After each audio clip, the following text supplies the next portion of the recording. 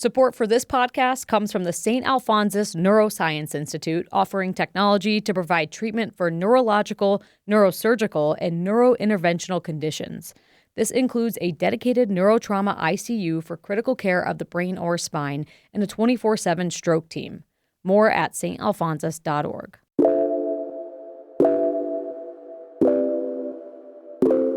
Stay informed with Boise State Public Radio's weekly newsletter.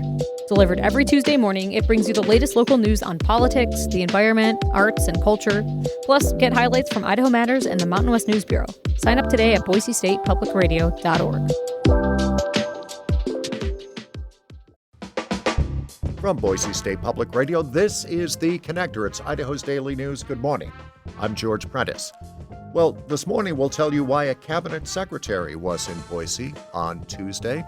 Plus, we have a story on some new technology at a regional airport that scans us very differently. Plus, it scans our luggage. It is Wednesday, the 21st of January. Here we go with today's stories. At the Capitol, members of the House and Senate Health and Welfare Committees have a lot on their plates this session. As James Dawson reports, those lawmakers are being tasked with finding $22 million in cuts to help balance Idaho's budget. Republican Representative Josh Tanner, who co-chairs the state's budget committee, told his peers on House Health and Welfare Tuesday to scrounge up the further cuts. The proposed $22 million in new cuts are on top of $23 million in Medicaid provider rate cuts made last fall. Despite a strong uptick in tax collections last month, Tanner says hard decisions need to be made. I don't like to budget on hope or assumptions that we're going to grow our way out of this economically. At some point in time, we have to go, nope, these need to get cut right now. Republican Representative Don Hall says however these cuts are made, legislators need to be aware of potential downstream effects.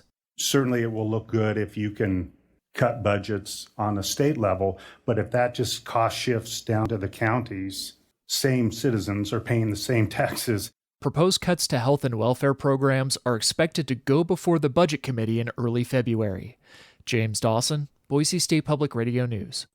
After years of bureaucratic red tape, the U.S. Secretary of Veterans Affairs came to Idaho Tuesday to offer his recognition of the construction of a new Idaho Veterans Facility. Julie Lucata was there. The new facility was approved in 2019, but needed to comply with the 2022 Buy America, Build America Act. The mandate requires using domestically manufactured materials in federally funded projects. Visiting the construction site in Boise on Tuesday, Secretary Doug Collins said the veterans' home was delayed because a few key parts could not be sourced in the U.S. And so they were stopping the entire project. And so for us, it was very simple. It said, okay, you'll follow all these, but on these certain parts, we're going to make an exemption so that you can then go ahead and purchase the parts that you need to go ahead. Collins, appointed by Trump, signed a waiver earlier last year, allowing for the project to start up again. I hate to say it was that simple. I wish all the things it was, but it was that simple. The 122-room facility will provide permanent housing to veterans and is expected to open in 2028. Julie Lucata, Boise State Public Radio News. The intersection of state funding and one of Idaho's most dangerous roads came to a fork in the road yesterday before the Valley County Commission. The data tells us that about 1,200 cars travel State Highway 55 per hour, and the numbers continue to climb, echoing the population growth in the Treasure Valley. Valley County lawmakers have long asked for the Idaho Transportation Department to do a corridor study to help zero in on specific safety measures. But ITD now says they don't have enough money to conduct that study or even smaller studies on specific stretches of the highway. So ITD is now asking the county to help pay for the study. Yesterday, that was a no-go for Valley County Commissioners Catlin Caldwell and Sherry Maupin. I, at this point, am not in support of providing them any funding. I think we have a lot of challenges here within our own county, and we need to keep our local funding here locally. But I'm not in support of any county funding going towards their corridor study. ITD prioritizes where safety is an issue for the number of accidents and deaths in the last few years. So, 55 needs to be a corridor that they are working on. and trying to find out some solutions for, because there's a lot of people being killed along it. Valley County Commissioner said before they were to add any of the county's money to a corridor study, they want a face-to-face session with ITD officials. At the Boise airport this morning, passengers are poised to get on board a flight to Las Vegas. It will be one of 4 flights from Boise to Vegas today. When they arrive, they may want to know that there are new machines in the Las Vegas airport scanning passengers and their luggage. Yvette Fernandez tells us more.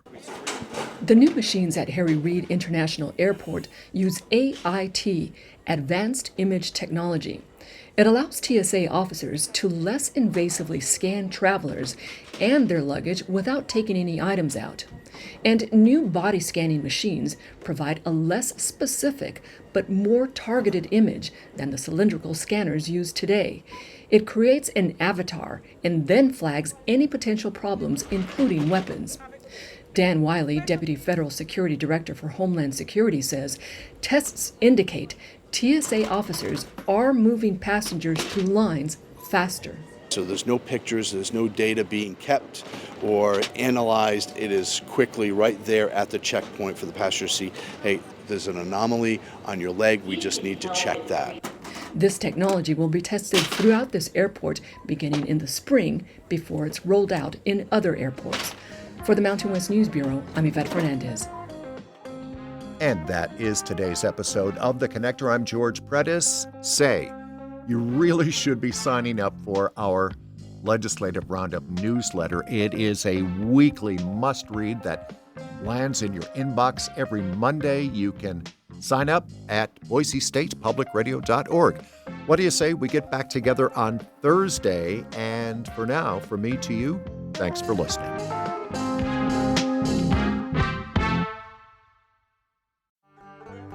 Hey, I'm Peter Pruitt from Zoo, Idaho. And I'm Dr. Leif Tapinola with the Idaho Museum of Natural History. Together we host The Nature of Idaho, a podcast all about how our state's amazing landscapes, wildlife, and geology shape life here in the Gem State. Each week we dive into nature stories from across Idaho, everything from fossils to forests, and sometimes even a few fun facts you can share on your next hike. So join us as we celebrate everything that makes wild Idaho special. Listen to The Nature of Idaho from KISU, wherever you get your podcasts, or at KISU.org.